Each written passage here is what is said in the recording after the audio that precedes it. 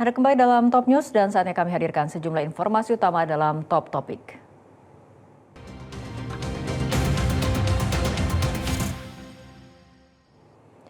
Top topik pertama, Kejaksaan Agung membuka kemungkinan untuk memeriksa Kepala Badan Gizi Nasional Nani SDyang terkait kasus dugaan korupsi tata kelola program makan bergizi gratis atau MBG.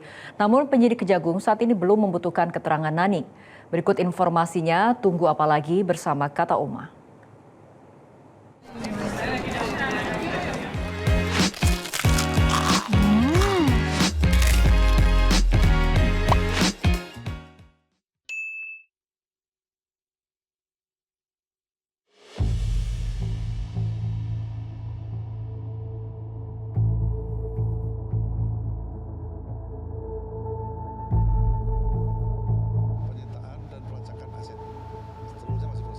Kejaksaan Agung membuka kemungkinan akan memanggil pihak-pihak lain yang dinilai mengetahui atau mengalami langsung terkait kasus tata kelola makan bergizi gratis atau MBG.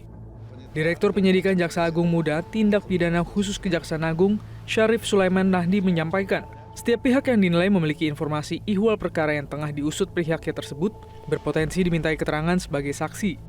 Tak terkecuali Kepala BGN saat ini, Nani SDyang, yang sebelumnya sempat menjabat sebagai Wakil Kepala BGN.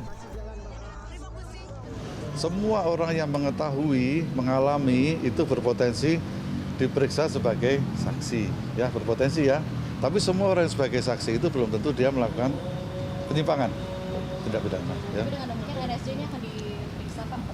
Kami belum bisa menyampaikan sekarang, tapi semua orang yang mengetahui, mengalami, ya yang bisa menerangkan adanya tindak pidana itu akan kami pertimbangkan untuk melakukan pemeriksaan sebagai saksi.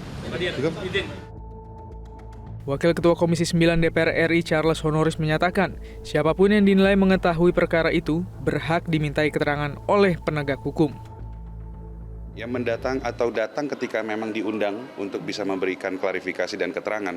Jadi saya berharap semua pihak, baik yang ada di internal BGN maupun yang di luar, bisa kooperatif kepada teman-teman penegak hukum ketika diundang, dimintai keterangan datang, ya, sehingga kita bisa melihat kasus ini atau beberapa permasalahan hukum yang terjadi di BGN secara terang benderang, dan ke depan kita berharap BGN bisa berbenah, bisa membangun sistem yang lebih akuntabel dan tidak lagi terjadi kasus-kasus pelanggaran seperti yang terjadi kemarin. Sebelumnya pengacara mantan Wakil Kepala BGN Sony Sonjaya, Krishna Murti menyebut ada dugaan peran Nani dalam mengubah yayasan pengelola SPPG. Dia menyebut yayasan yang diubah itu ada di beberapa daerah seperti Madiun dan Bogor. Sementara itu Kejaksaan Agung sendiri sudah menetapkan 6 orang sebagai tersangka dalam kasus tata kelola MBG. Tim Liputan Metro TV. Kejaksaan Agung menutup pintu rapat-rapat bagi mantan Wakil BGN Sony Sonjaya untuk menjadi justice collaborator dalam kasus korupsi tata kelola MBG. Meski penolakannya didasari karena Sony diduga kuat sebagai pelaku utama, namun nyanyian Sony yang menyeret 41 nama baru kini justru membuka kotak Pandora bagi penyidik Jampitsus. Penolakan ini dilakukan karena Jampitsus menilai Sony Sonjaya tidak memenuhi syarat JC karena diduga kuat sebagai salah satu pelaku utama dalam perkara tersebut. Berdasarkan hasil penyidikan Jampitsus, Sony Sonjaya dinilai sebagai salah satu pihak yang bertanggung jawab dalam penentuan dan verifikasi titik-titik SPPG. Di samping itu, mantan wakil pimpinan BGN itu juga belum sepenuhnya mengakui perbuatannya sebagaimana yang disangkakan dalam pemeriksaan.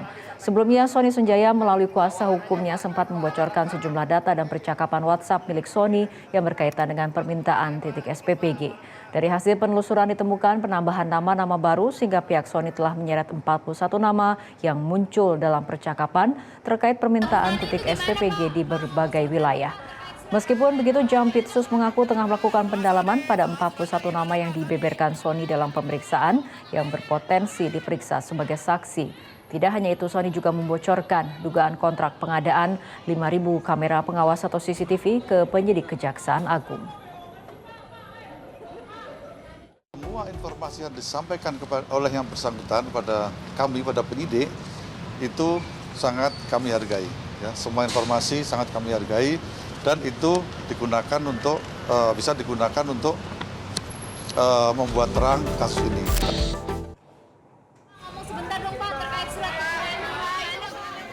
Sementara itu, Lembaga Pelindungan Saksi dan Korban masih melakukan penelaahan permohonan justice collaborator yang diajukan oleh ex-wakil Kepala Badan Gizi Nasional, Sony Sanjaya. Dalam proses penelaahan, LPSK juga akan berkoordinasi dengan Kejagung untuk mengumpulkan informasi dan data.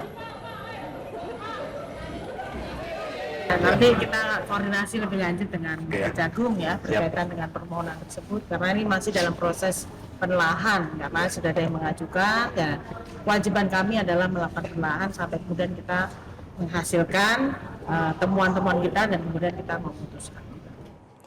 Korps Adiaksa resmi menolak permohonan Justice Collaborator atau JC yang diajukan oleh mantan Wakil Kepala BGN Sony Sonjaya dengan alasan karena Sony merupakan pelaku utama, aktor sentral dalam verifikasi titik SPPG, serta dianggap belum mengakui perbuatannya secara tegas.